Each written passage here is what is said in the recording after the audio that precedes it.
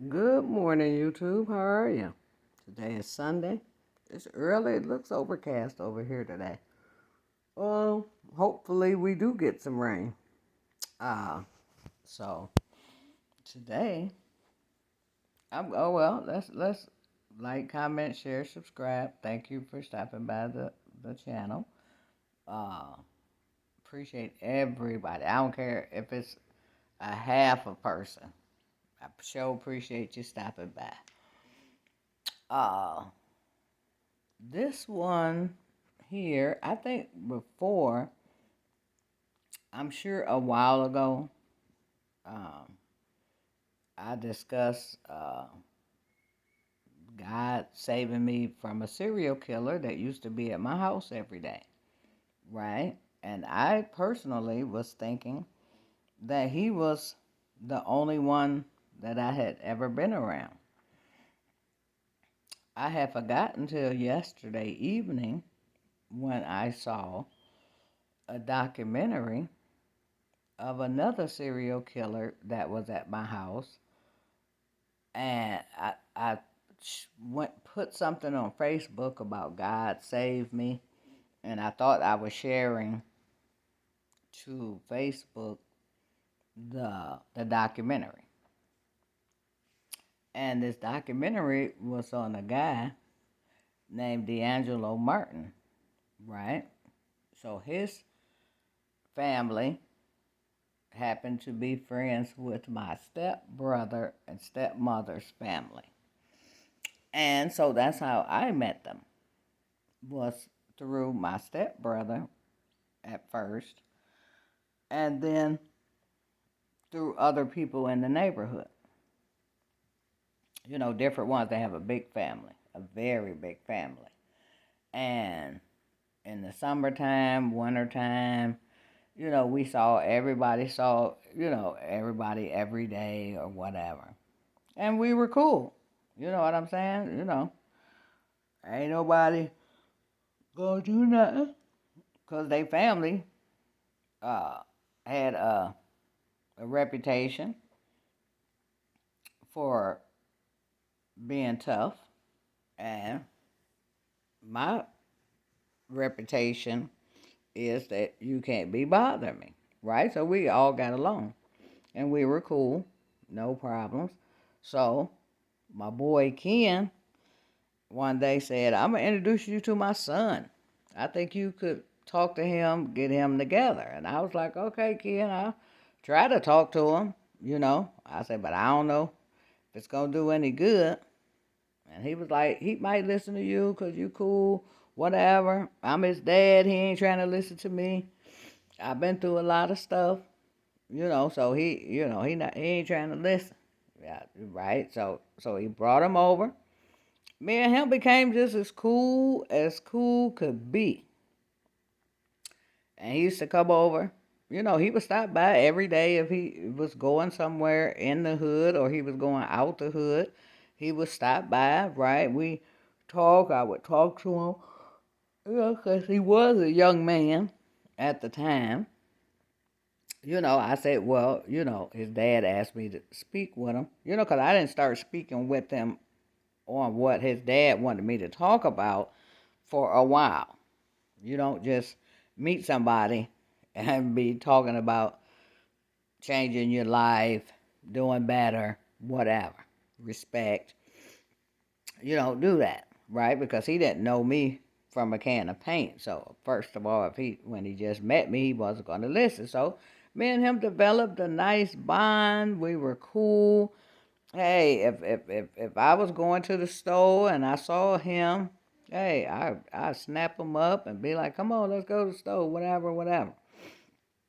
And so this would go on for a while because I was on the east side on Mack and McClellan, right? So everybody know what Mack and Bewick is. We was the next light up. So time goes on. So I started talking to him. I started counseling him because he actually kind of had started asking me questions. You know what I'm saying? And I was like, oh, okay. So now I can uh, talk with him, about what what his dad want me to talk to him about. And so, I did that, and he would ask, come by and be like, he would kind of call me auntie or whatever. I was like, I ain't your auntie, boy. Uh, you know, I'm your girl, but I'm not your auntie. Cause auntie to me, if you're not my niece or nephew, to me it's, people say it's a sign of respect or whatever, and I do understand that. But then some people started using the word auntie not as a nice thing. So I don't allow anybody to be saying auntie and all that, because I'm not their auntie. Or should you say their aunt? So me and him, like I said, we were cool. He would ask questions. I would talk to him.